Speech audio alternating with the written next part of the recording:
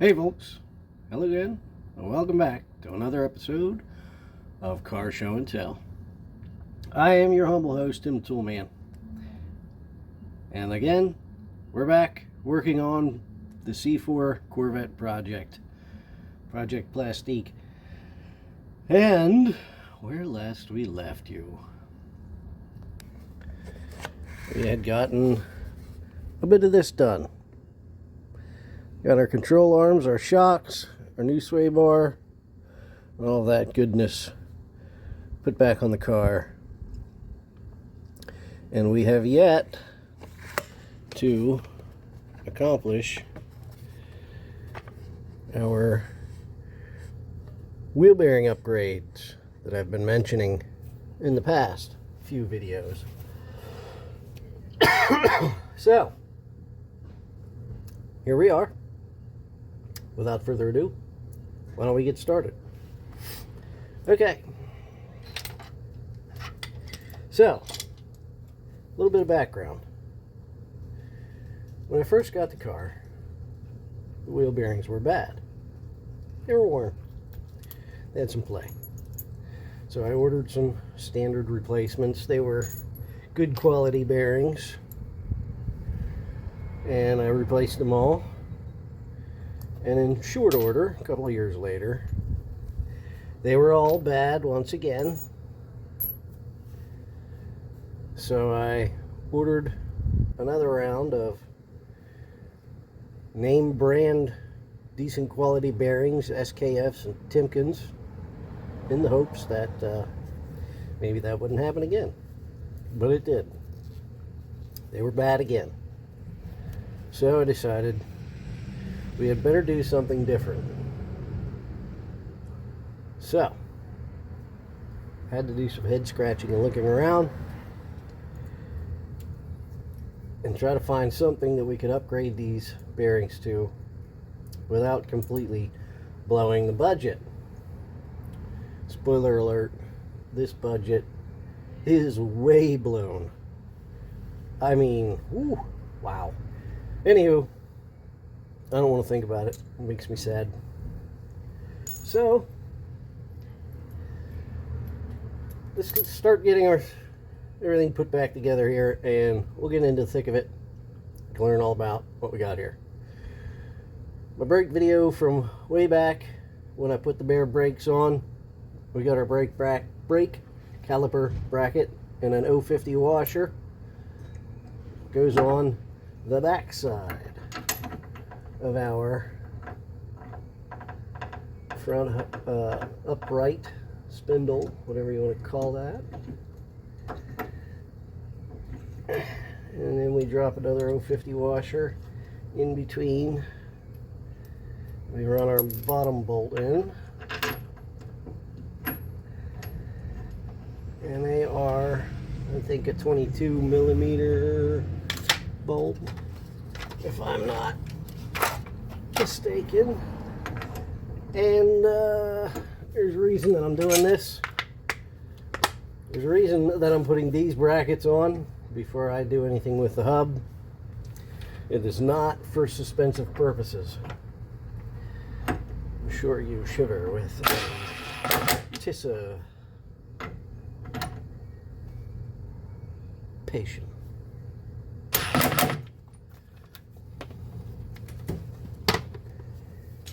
And you know what? I forgot. I'm gonna make sure that's out the whole way.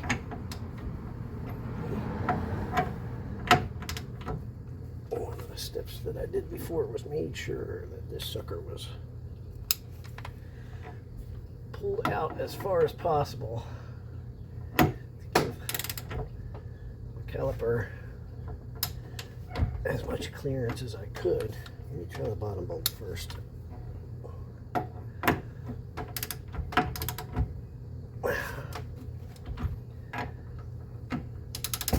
There we go. Now we gotta just move again. Every little bit helps, folks. It may seem like it's not important, but it really is. What I'm going to do, I'm going to set this thing. It's got to go to 110 pound-feet of torque. So let's set it as such. Yo! What's up? Ah. This thing is odd sometimes. So there we go. 110 pound-feet of torque.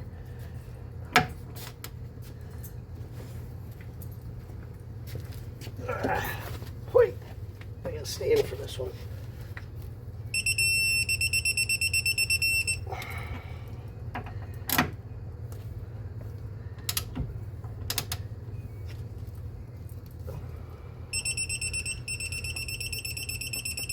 There we go.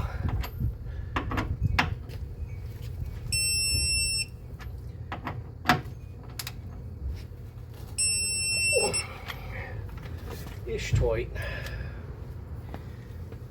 Okay. Now, the reason this went on first is because there's some clearance issues later on down the road with these two bolts. If we go to putting this hub and adapter on first. So, now that that's out of the way, let's go to the workbench.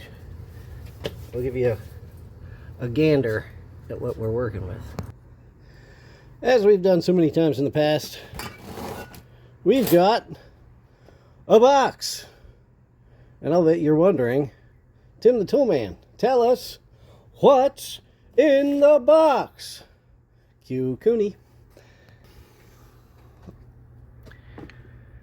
What we've got here in our mystery box, and you may not believe me, but I have it on good authority that these are 100% genuine Wakandan wheel bearings.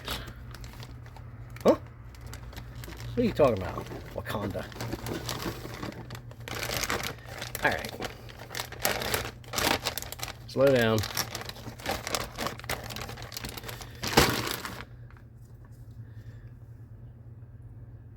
Mechanical Power Inc.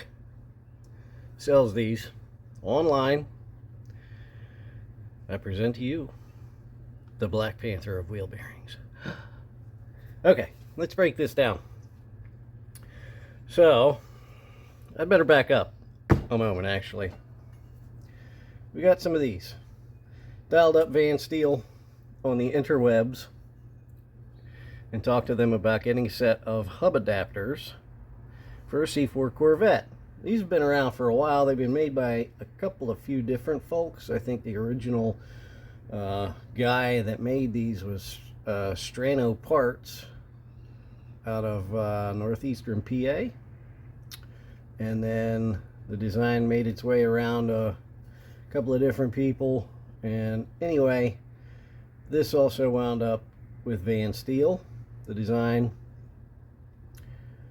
And what it is we got a 4-wheel or a 4-bolt hub, very much like what comes on the C4 Corvette. And on the back side we have a 3-bolt hub, very much like what comes on like every damn Corvette after that. So yeah. Okay. And then a while back, when the Z06 cars were coming out and they're getting popular, SKF designed a hub with angular contact ball bearings, and they called it the X-Tracker hub. And that's been a very, very popular swap onto older Corvettes, especially by idiots like me who like to go and pretend they're racing drivers or something like that. So, this, I had some questions. When I saw these online, and I'll leave a link down below, again, for these. I called the guy up. I called this MPI Inc. Called the number on the website and talked to him, and I said, hey, what's the deal with these? You know, are they manufactured not unlike the X-Tracker hubs, or are they manufactured very much alike the X-Tracker hubs? And he assured me that they are manufactured very much alike the SKF X-Tracker hubs. Now, whether or not that violates anybody's copyright or you know, intellectual property, I don't know. That's not my fight. I do know that the XKF X-Tracker hubs are a bit pricey. The cheapest place that I could find them, the regular X-Tracker hubs, was on Rock Auto. I think they were $232 a pop. These were $170 a pop. So I saved 120 bucks buying a pair of these versus a pair of the actual SKF X-Tracker hubs. Now, at first glance, it appears that these are quite beefy. Measuring the diameter of the bearings from here to here and then here to here, they appear to be, well, very much alike the X-Tracker hubs. I can only assume, I can't get this apart, but I can only assume that they are the same type of angular contact ball bearings as what XKF's putting in here. I know that after a little bit more digging around on the MPI website, they do manufacture angular contact ball bearings. So it only seems to be a natural conclusion to draw that they would put the angular contact ball bearings in the hubs that they make. So there you have it. Oh, and I asked the guy, I said, where are these things made? They're making them in China, they're making them in the US, they're making them in the US out of Chinese parts. What? And he says, oh, now, these get built over in Wakanda. Huh? I kind of laughed, and I said, yeah, okay. Next you're going to be telling me they're making these out of vibranium. And he kind of chuckled. He said, no, not Wakanda. Wakanda. W-A-U-C-O-N-D-A. Illinois' old Indian name. So there was the aha moment. Wakanda, Illinois, making wheel bearings, apparently. I'm still calling it the Black Panther. And we got some bolts to go with it. So, let me quit my gabbing, and we're going to chuck this thing up in a vise, and we're going to put two and two together here.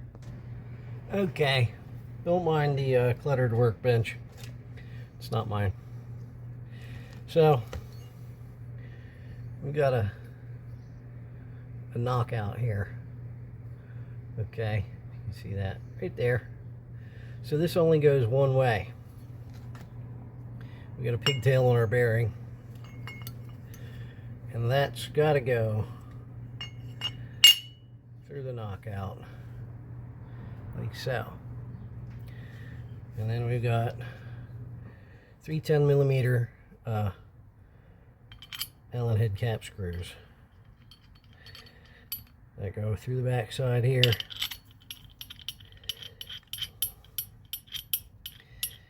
And these all get torqued to 90 foot-pounds. So let me try this.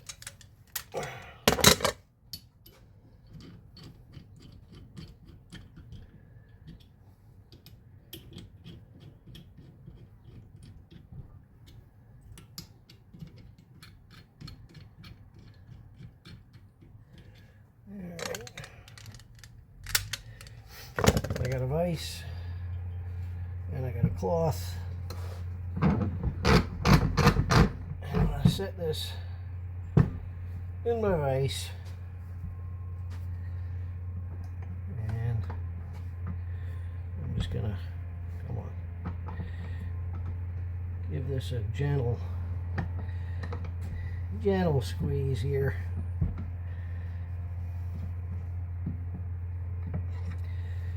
And hope that the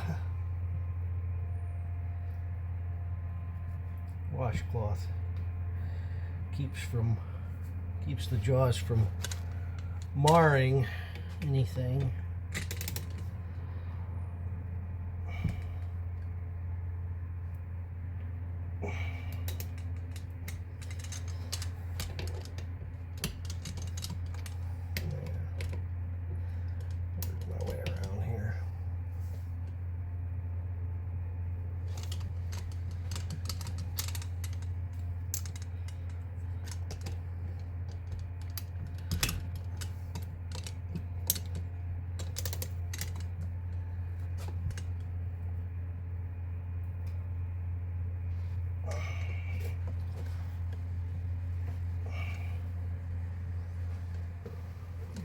Bit more angle. Sorry. Let's do this. Sometimes I get a little caught up in what it is that I'm doing, and I forget to make sure that you guys can see what the hell it is I'm doing. Ah, come on. My coffee can now, it's not working. Hey!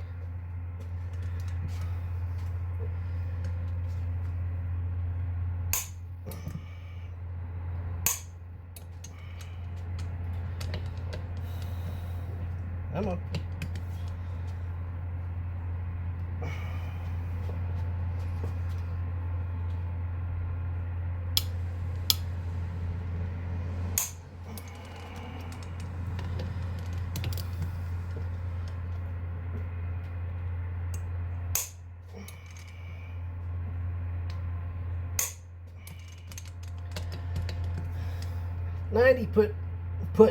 Foot-pounds.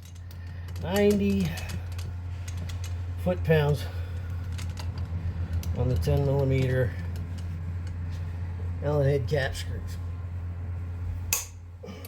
Okay.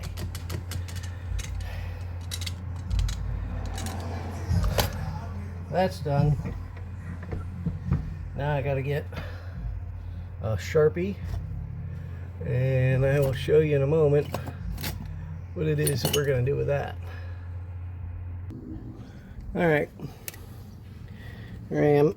I got the bearing and I've got my pigtail here, and I have a Sharpie, and I'm going to mark one of these wires and one of these sides of the connector.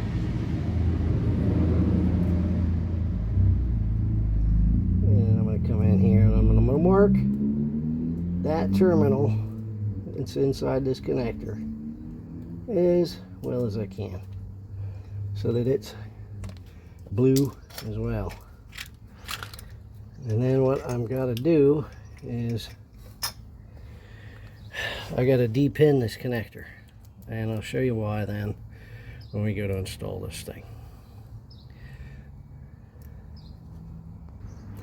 These things really ain't the easiest connectors to de-pin. But first you got to pry this blue back off here and pry this retainer off, and then you can usually reach down in here with a small, either a de-pinning tool or a, you know, a watchmaker screwdriver or something, and there's a retaining tab in there that I gotta get closer look. The retaining tab that holds each terminal in place and pry away from the terminal, and hopefully it'll come out. I'm going to keep trying. Yep, there's one.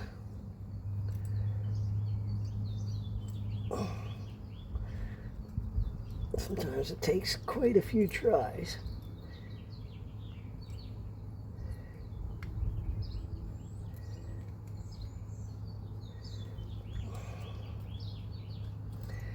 I'm going to keep trying, and then I'll show you at the end. Okay, in the end, you're rewarded with a D-pen terminal.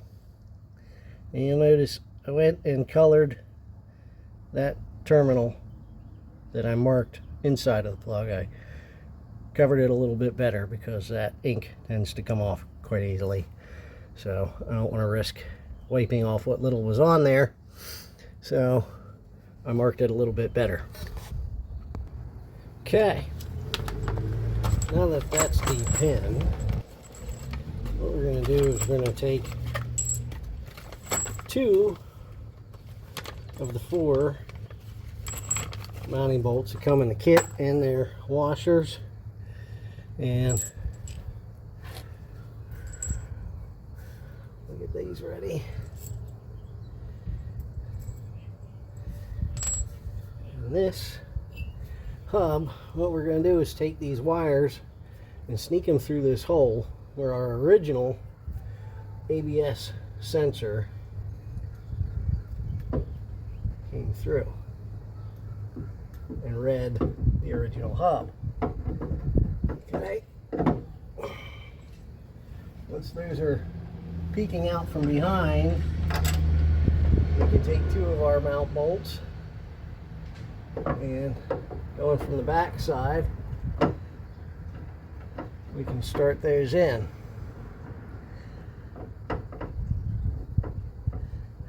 Yeah, come on.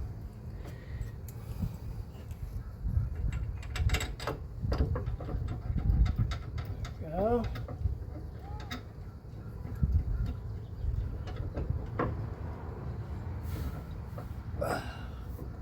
Yeah, my fingers. Come on.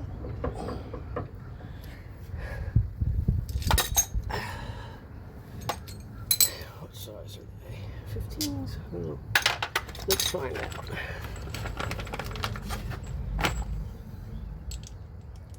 Yes, they are indeed 15.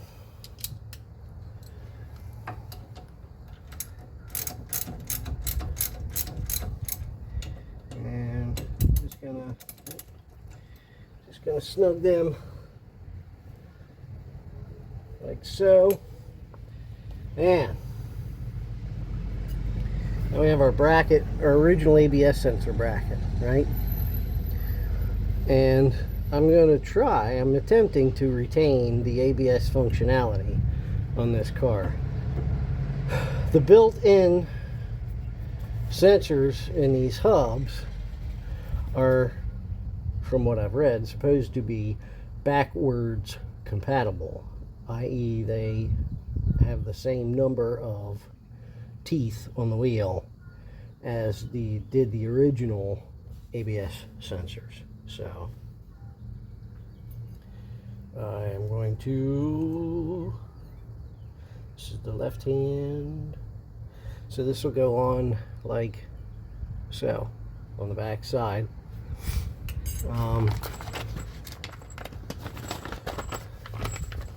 Originally it was spaced out a little bit further because the bolts went through the front, and then there was a nut on the back, and then this went over the remainder of the bolt, and then there was a speed nut. So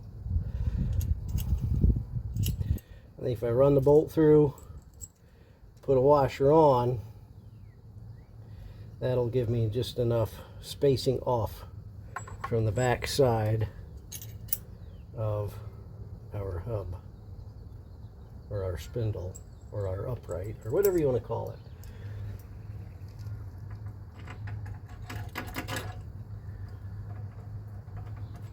Enough space that the wiring will be far enough out of the way.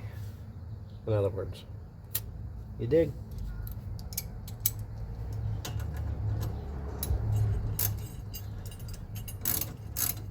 So I will Let me turn them snug and then we'll come back to you. Okay, and our spindle to adapter bolts are torqued to 45 foot-pounds according to the instructions written on the bag that they come in. Don't ask me. So that might kind of be a blessing, because on the back side, this ABS bracket that we put on, my light is pitiful. Whoa, come on. I don't know if you can see it. This ABS bracket that we put on here is made out of aluminum, and it's super flexible. So you're gonna have to hold it with a pair of pliers here to keep it straight and non-bent while you torque this bolt, and then again here in the lower portion to keep it straight and keep it from getting turned around and bent when you tighten the bottom bolt. So I'm going to do that right now. Okay, there we are. So it can be a little tricky, but it can be done. This one is just a tad bit bent, but it's still going to be good enough that we can clip our ABS wiring into and keep it retained. So there we have it. And there we have it. Got our hub mounted. What's that? So we've got our ABS sensor wiring sticking out of the hole where our original ABS sensor was placed. The only thing we got to do now is shove our connector over it. So basically we take the wire that we colored blue and put that in the blue side.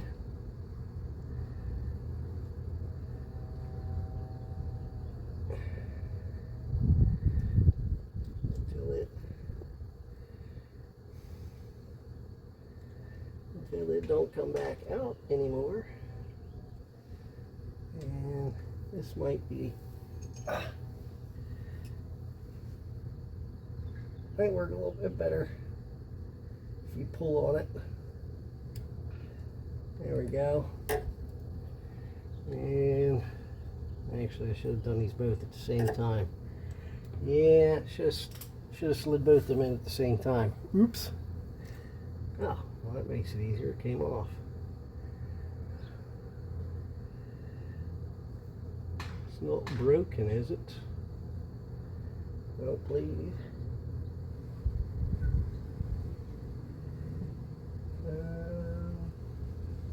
It is a little bit. I mashed the retaining tab in one of the terminals, so let me bend that retaining tab back out.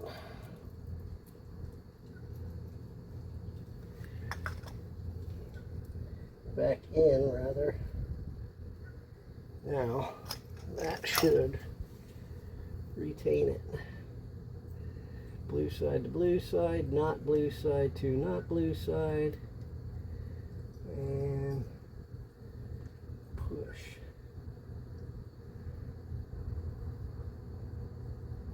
Come on.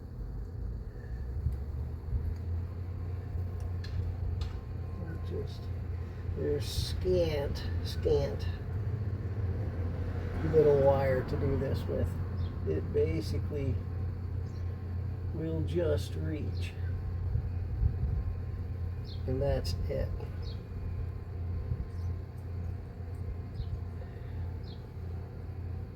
That tab still does not want to retain.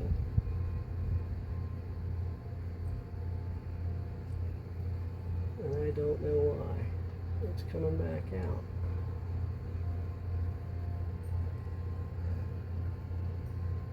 Huh. Well, I don't know.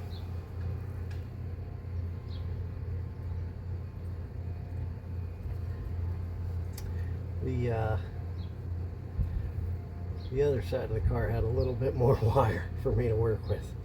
This one, not so much.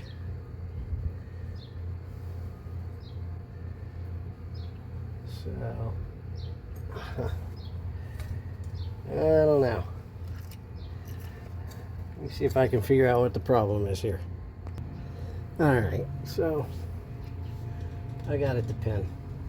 And then I just shoved a piece of foam rubber in this hole to keep the big dirt from getting in there.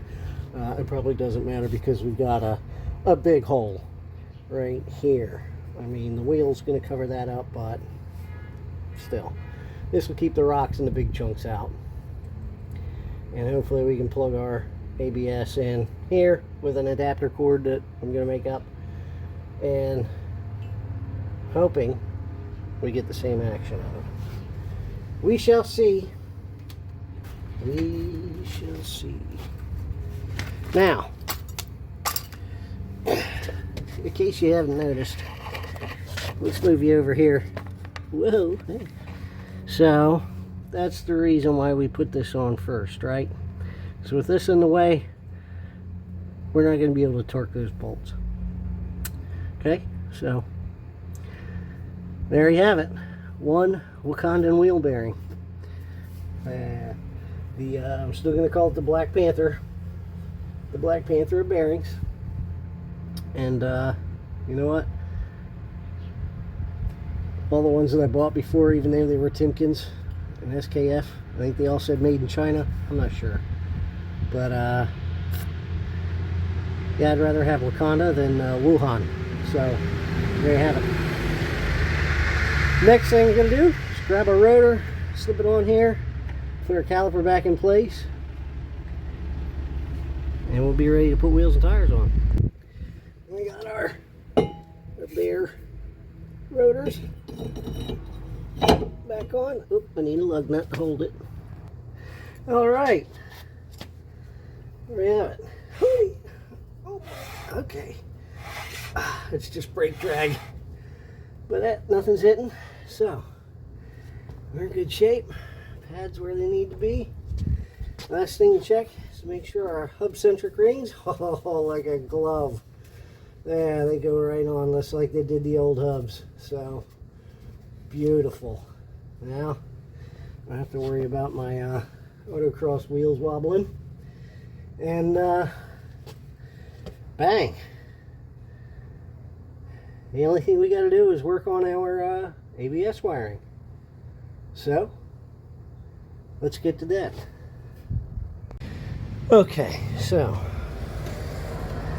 we've got to adapt that to that. Okay, well, it's possible, I think. You know what? For a moment, let me back up just for a moment. I want to caveat the next part of this video with a warning or a statement or something. I don't know if this is going to work. I have a theory. Okay, I've done some testing with the new ABS sensor, and I've done some testing with the old ABS sensor. As far as I can tell, there's two wires. It's a passive sensor, and it doesn't matter which way you connect the wires, it makes the same sensor. And I don't believe it matters which side of the circuit gets grounded and which side of the circuit is run back to the ABS module or the ABS computer. I could be wrong. And like I said before, I think the new sensors are backwards compatible, so I should be able to make a harness that will splice between the new connector and the old connector. That being said,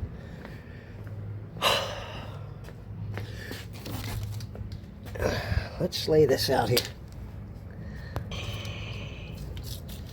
Here's one of our original front wheel sensors. Okay, and we can see the shielding on this wire, or the insulation. Not really the insulation, because it's each individual conductor is insulated, but then they were both wrapped with another protective layer of insulation, and that has long since come off. And I did what I could, wrap some plastic around it to keep it somewhat and it still operates. This sensor still worked fine before I took it off the car. These connectors, these old Bosch connectors, you can't really find them anymore. The only place you can find them is junkyards. So it took me a little while to find some that were in decent shape, that weren't all broken, really, because these connectors, I guess they have a tendency to be easily broken. So it took me a while to find a couple that weren't, and they're on their way as we speak. However, they ain't here yet. I don't want to cut this one up. I want to keep one. I want to keep the original sensors that came out of the car, because well, in case I ever decide to put it back the way it was. Here are a couple of the intermediate wiring harnesses from a newer Corvette that share the opposite side of that connector that we saw on our new hub. But this is not the connector that we need on the opposite end. So what's going to happen is this is going to get sacrificed. Both of these are going to get sacrificed, and the old Bosch connectors are going to be spliced onto the end here, so that we got one end that plugs into the rest of the harness on our car, and one end that plugs in to our sensors at the wheel. Alright, so that's where we're going with this. Stand back. He's going to get his soldering gun out. So here we are, back over at the car. And we've got to get this sensor removed. And they just pull out of these retainers right here. And then if we can slide up underneath here. Okay, you see there's another one right here beside where our front or lower control arm, the rear of the front lower control arm bolts to the car. And then directly beyond that, right up there, you see that yellow cannon plug? That's our Bosch connector. And there's also a small metal retainer and a 7mm screw that holds that in there. And it can be kind of a pain to get to. You're gonna have to go up above this cross member and reach over to get to it. So lots of fun. 7mm on an extension on a 1/4" ratchet, and that should come down, and then you should be able to unplug that connector, this connector over here, in the same fashion that that connector is unplugged on that side. So that's where we're going with this. We're going to get this original sensor out of the way, and then we're going to make up our splice up our intermediate harnesses and plug everything back together. Going? Mm-hmm. Okay. Well, okay. We're going to make up our new wiring to adapt our new ABS sensor to our old ABS circuit. You guys might not care about this if you don't plan on keeping ABS.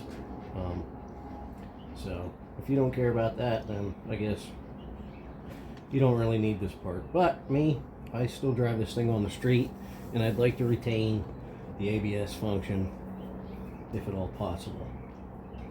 So we've got our original ABS sensor and its wiring, and we have this new pigtail lead from a newer Corvette that's got the plug that we need for the sensor that we put in the car. And they're quite literally nearly the same length, but even at that, I'm going to add a little bit just in case. I'd rather have a little bit too much than be a little bit too short. So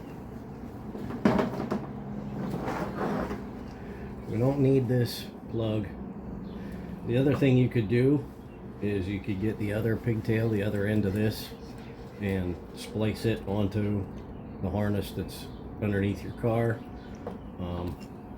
I'm just doing it this way because this was the first idea that I had, and I hadn't considered that yet.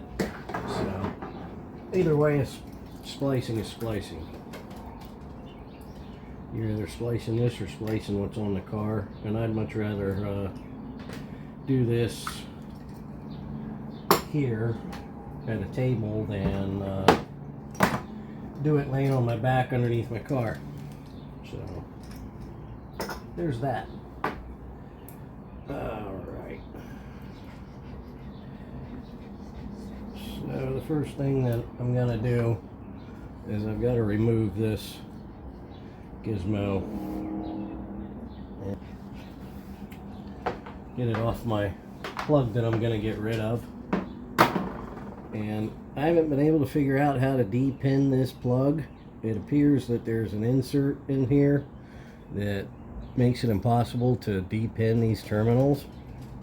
So what I came up with was just to gently chuck this thing in a vise, in a bench vise, and then take a hacksaw blade and cut this thing in two, right down the center between the two terminals that are inside. And once it's been cut in half, you can easily get in there to de-pin it. So I'm going to take this to the vise and cut it in two, and then we'll come back and continue from there. Alright, got that cut right down the middle. Okay, split nicely in half. And you can see that little insert that I was talking about. So pick that out of there, lift the plastic retaining tab, and our terminal comes out of that half of the connector.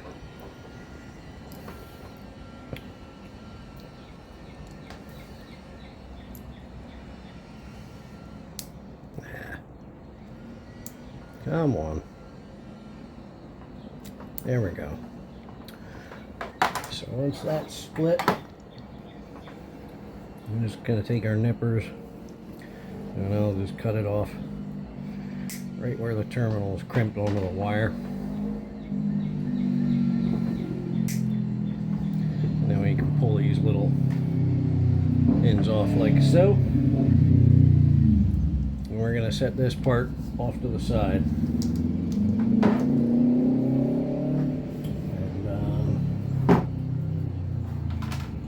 And we're going to take our cannon plug for the 80s car, and I'm going to cut it off right here, right ahead of this. And that can go in the garbage. And so this part can be a little tricky. The object is to split this outer protective sheath without cutting through the insulation of the individual conductors that are inside. So that can be a little tricky. Suffice it to say, I just expose very little of the blade of this knife, and then I just carefully go down through, cutting just as deep as I feel like I need to, but not cutting the whole way through, because I believe these wires wrap round one another inside here. So I'll slice one side of it, turn it over, and I'll slice one side of it, and then I can peel those two halves apart. Okay? Alright. Okay. Ready? Yeah, go. Alright. Let's see how I did.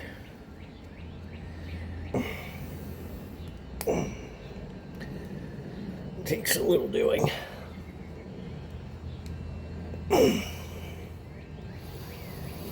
Oy.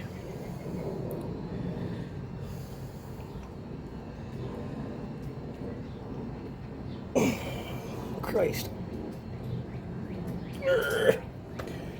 I'm going to take the pliers, get a hold of this with some pliers and pull it apart.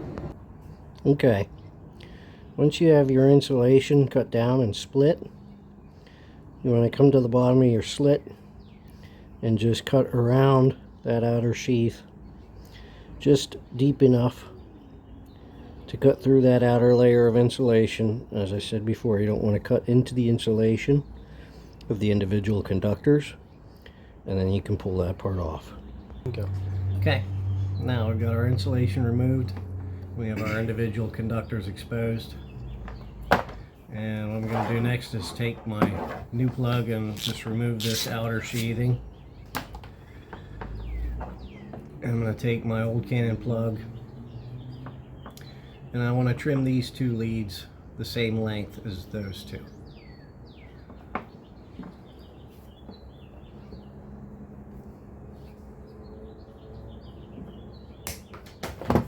Bye-bye. And now I'm going to strip about 5/8 of an inch of the insulation off of the individual conductors.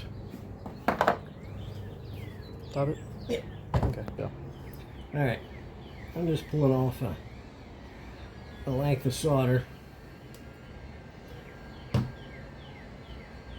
My method of soldering joints is kind of convoluted, but it works. Okay, so I've got a length of old AMP Incorporated industrial heat shrink tubing. And I got the story on this stuff from my old man when he worked for AMP Incorporated. This stuff was engineered by a fella named, what was his name? Leon Dink or something like that? Man, I forget now.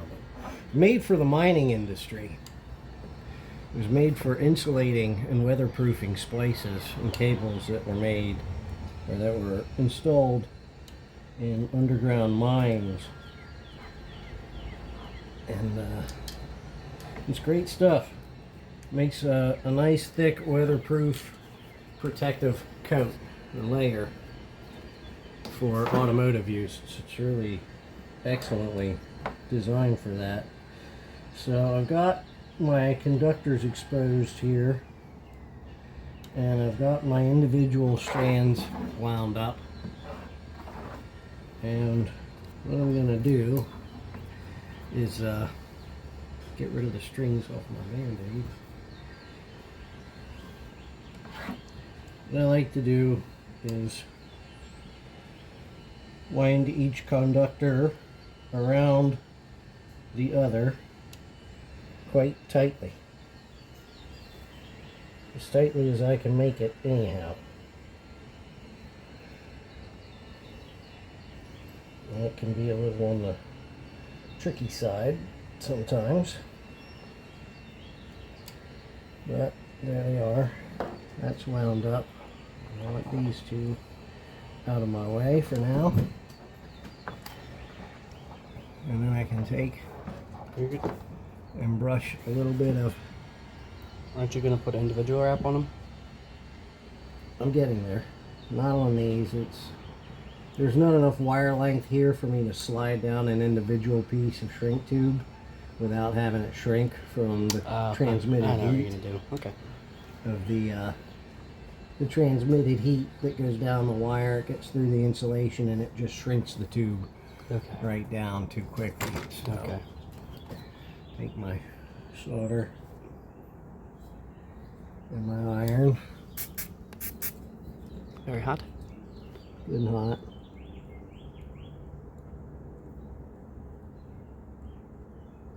And I like to feed my solder right into the conductors when they're good and hot.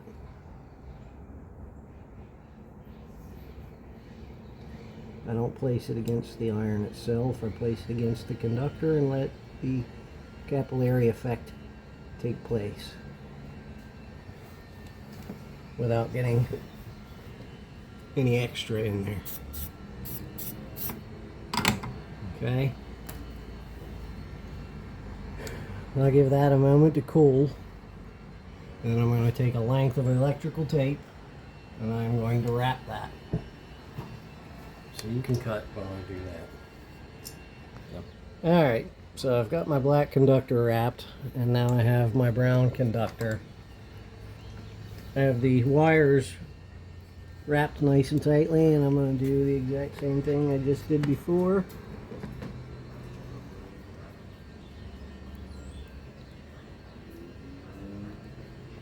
Feed this in to the wire itself, making sure that it flows into all the strands. Always wipe your tips off before you... Keep a clean tip on your soldering iron and turn it off when you're not using it, because then you won't burn your tip up. And then I'm going to wrap that conductor just like the black one, and then I'm going to wrap both conductors together. Go. The most important part here is making sure that our conductors are electrically isolated from one another. So once I've ensured that that's been accomplished appropriately, then we'll go on from there. Yeah. Now we've got our wires wrapped individually and then bound together with tape, and I can take my genuine Amp Incorporated It's a little tacky. probably Bureau of Mines approved heat shrink splice tube, and slide it down over my joint, trying to get it centered over that splice. And I can feel through the thickness of the tube where the insulation stops. And once I have that accomplished, I can hold one side of it. okay, I'll take my hot air gun, Teamwork. turn it on, get it cranking when it feels hot. I'm going to start shrinking this tube. And this stuff takes a little while. It's got to get a little hotter than your normal electronics shrink tube. There it goes. Yeah, we see it going now. And it's got an internal adhesive layer that you also want to make sure you get nice and hot, because that adhesive will soften and it will actually form a waterproof bond. And that's what actually keeps the weather and the moisture out of that joint. And I usually go until I can see that adhesive sweating out of the ends of my shrink tube. And that looks pretty good. And there we have it. There you go, folks. We've got It's genius, really. We've got an old cannon plug mated to a new ABS sensor connector. That's how that works. Never forget to cool your hot gun off, because you don't want to burn yourself with it. Well, this is a plastic table. I don't want to set it down on the table and have it There. burn the table. So Yeah, there's recording. I think the plastic case for the soldering iron might melt though. So once this is done, we can go put this back on the car. Up. Yeah. Oh, I forgot to say, I'll take this length of split tube, the split sheathing, and I'll work this back over the conductor as well, and then tape it at both ends to keep it from going anywhere. Let's go. So we're back out at the car, and what we're gonna do here is, if I can, plug my sensor in. Come on. Wrong way. Trying to put the plug the wrong way. Let's try it the right way.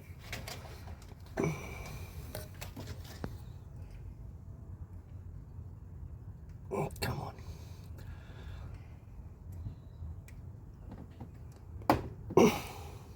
Oh, you did have it the right way.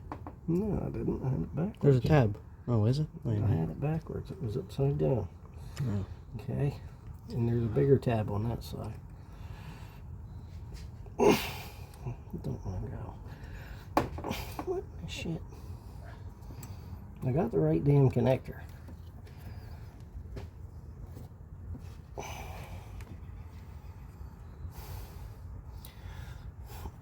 Alright, pause it. Yep. Okay, I think we figured out the problem. A little erectile dysfunction of the connector. I think the pins were a little bit limp. Didn't realize you were actually going There to we say go. that. So, there's that. And then over on this side, where we installed our bracket to hold our ABS cable, we're going to pop this into the lower part of that bracket. Maybe. I don't know. I don't know. Maybe the upper part of it. I don't like the way that hits the tie rod. So let's try the upper part. That's better. There we have it. And now the rest of our rubber mounts don't particularly line up, but we can use our plastic sheathing and it will fit into the tabs on the frame. And then we might just take like a zip tie or something and tie that in. And actually, I think I'm going to route this perhaps above the brake line, because if I remember correctly,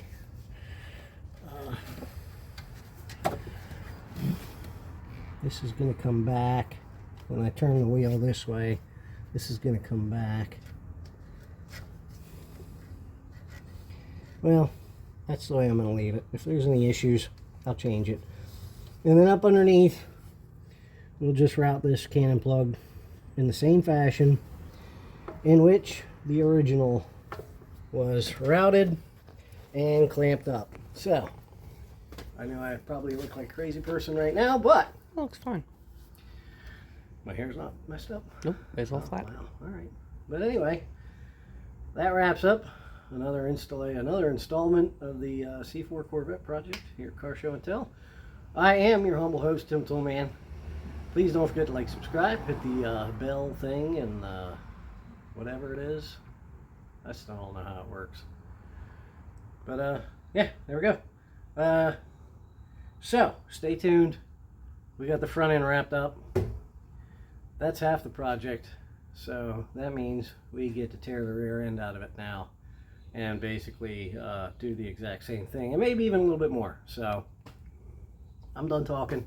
Appreciate you viewing. See you next time. Take care.